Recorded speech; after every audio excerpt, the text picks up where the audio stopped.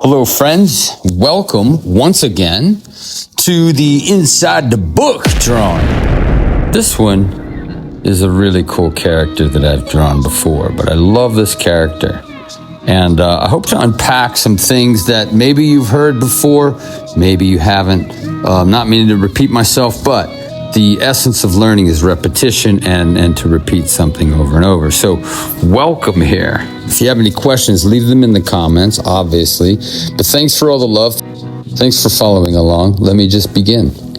So look at the way I hold my pencil. It's all the way to the back.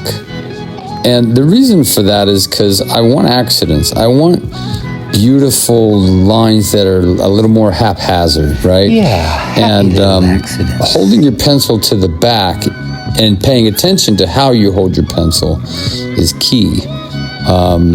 So there are many ways to hold your pencil, but don't get locked into just one way. Try to find out what way is good for you and what works for you. When I do extreme detail, I hold up the very tip of the pencil, around that bright wood, exposed wood. That's where I hold to do extreme detail, like an eyeball or something very specific. But as I'm just shaping things out, I want some accidents. I want some wonk. And now when I use the side of my pencil, it's because I'm adding in tone and value and massing. So the idea there is that when you hold it to the edge, to the back, or on the side, you are massing it out. You're filling in a shape. Real quick, look at that move. Do you see how I did that quick move down through the nose? That's called the philtrum. I'm tracking the philtrum as I move down to throw this mustache in, because I want to make sure, because I'm drawing a mustache and I don't see the lips, that I'm not just haphazardly placing lips in there without knowing that there's a philtrum, which is in the very exact center of your face, right underneath your nose. And that's like a major point to know. It's like a landmark. Find that bad boy and you can draw anything. You can draw lips, chin, but everything has to be off of that landmark. Now I'm drawing in a little bit more of the details here. I'm sort of massing in some of these shapes. I'm drawing in right now some of the actual designed hair shapes that are part of this beard and mustache. And I'm also massing in underneath this hat that's coming down. And you can see I just moved my marks because the reason why I did the box at the very beginning was so that I have an idea of how small I want to make this thing, how big I want to make this thing. So I don't just start making an eye and having to go crazy. So it helps me to keep everything in a certain size, safety. Also, look at that reference or that barbed wire I put on his hat. That's something I made up, but I also Google it. Look at the great swipe I use and have. Always use swipe. Look at that little tiny mark there that I did for the cheek, and then I masked it in with the side of the stick. Always thinking rounded form. Now I'm drawing with the edge of the stick, and it is a magical 901 Indigo 1 Prismacolor stick, discontinued. So please don't ask me about that stick. It is discontinued, and I answer it on a daily basis, just so you know it's discontinued. But ask me any other questions, I'm cool with that. So I pull back because I'm adding in the chest area, but look at this nice clean shape I'm adding in for the face and the beard. It's a nice clean, almost teardrop kind of shape that is sort of ruling and resonating through this drawing. Even though there's a bunch of details, this shape is extremely important. The overall design shape of this head is very, very important.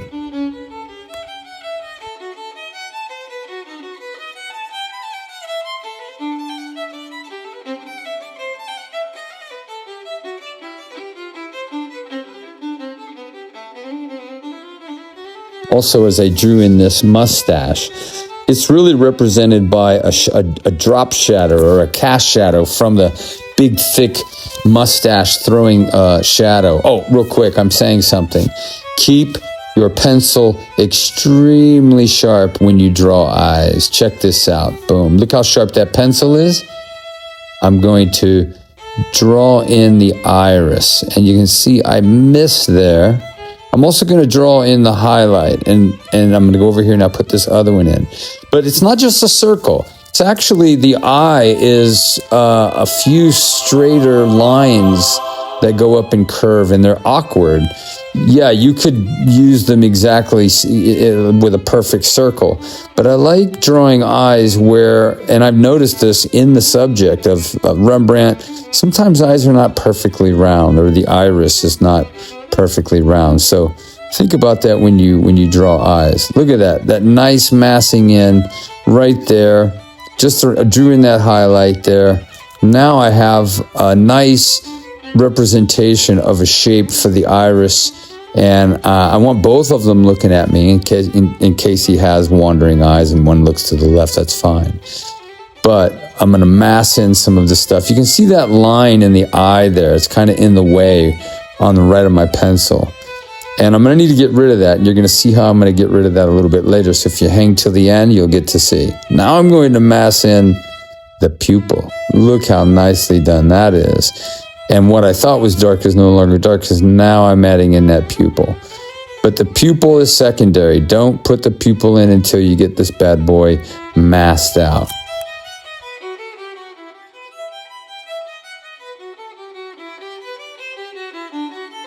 So I'm massing in the eyebrow. It's a mass. It's not a bunch of hairs.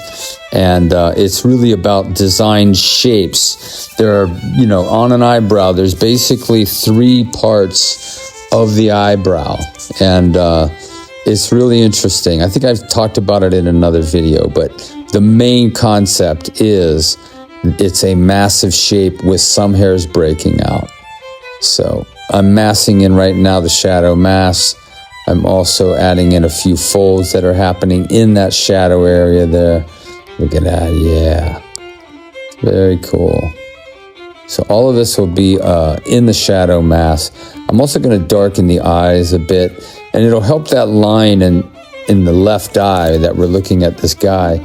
It'll help that line sort of go away, because right now we see it because it's kind of bright, but it will be, when I darken that shadow mass, it will sort of disappear a little bit. But if you notice,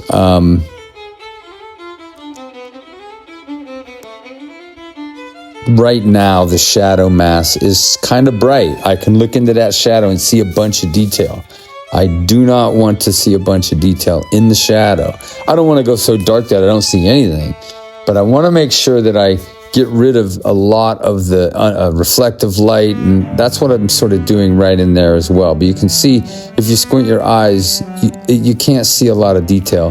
That's ultimately what you want to do. The shadow mass is a mass and less about detail and more about a shape and a graphic mass. So if you'll notice, I haven't even put in the dark nostril on this nose yet, but what I'm doing, but I am going to do it. You can see it's sort of indicated. But right now I'm just sort of, there we go. I'm just sort of massing out that shadow shape. I'm letting it be a shadow shape before it's a nostril shape. Even all of this is a shadow shape. All those moves are reinforcing the fact it's a round cheek. There we go. Look at that bad boy. That nostril is living in the shadow mass of the curved under nostril shape. So now it's just strengthening up this whole shadow area, strengthening up the beard. But once you start having your values get darker and sort of be more of a graphic mass, then your drawing is going to become stronger. Yes, is there detail? Yes, for sure. But it's called variation. There's indication of individual design shapes of hairs, but by and large, it's a mass before it's anything. All right, so I just jumped forward in this. You can see I drew this little badge, sheriff's badge on this guy. It says "De Law." So also look at this great swipe I use. I always am using swipe. So now let's check this out. let's check out this Exacto knife that is my really my saving tool. And the paper, once again, is Epson heavyweight paper. And it's matte, and you draw on the bright side. Look at that. I'm going to clean up that little line right there. I'm going to just clean that up. I'm going to turn my blade to the side so it doesn't scrape so easily. And I'm just going to clean up the white of that eye. But because the paper is the Epson heavyweight paper, matte, it allows you to scratch off. Watch this. Bam. I'm going to put the highlight in there. Look at that. Boom. Bam. That guy's amazing. Very cool. And so this paper is amazing. Draw on the bright side. It's available in the description. I have a lot of these, a few items that are available. And if you purchase them through the link. That helps me. YouTube pays attention to when people buy things. But I'm going to scratch out some hair here. And one thing I want to say about the hair, I've said this numerous times, it's a shape, right? It's a matter of shapes and not just crazy hair, not just crazy marks.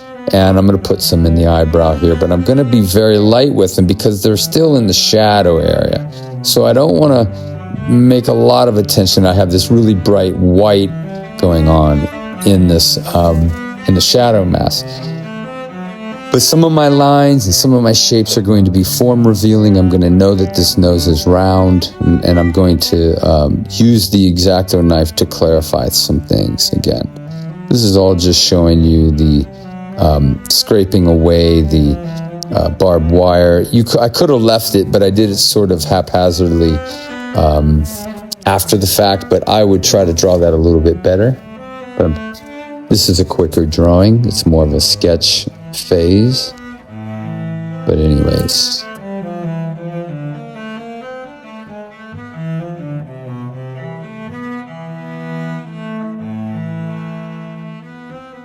Again, I'm just cleaning up that barbed wire. Now look at me getting rid of that part of the hat that did not work. Look at that, I'm just scratching that bad boy away. Bam, that's awesome. This paper is insane. It's so good. Yep, just allows me to scratch away. So let's check out some of these individual hairs here.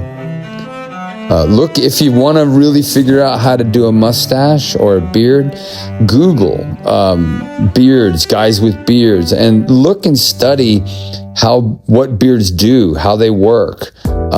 There are certain hairs that break over, but they're really done carefully. I'm drawing them super carefully.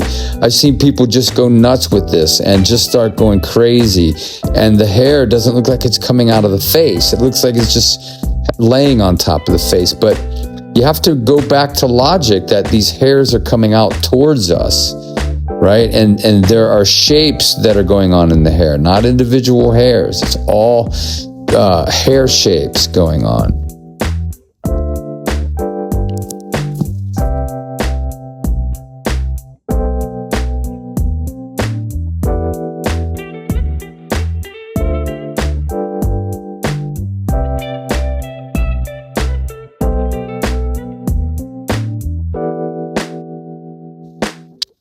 So look at how I just applied a little bit more pressure on the blade and created more of a light effect hitting on that top hair on the top right.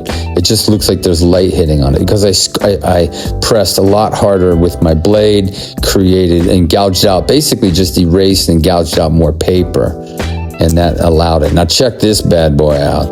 This is a scratch tool from Scratchboard, the Scratchboard world, and it allows you to scratch. Now, my advice is scratch lightly. You don't have to scratch hard in here. And I'm just now adding in all these different hairs that are defining this beard and making it more full. And it's really a crazy move with all these wiry little hairs coming out.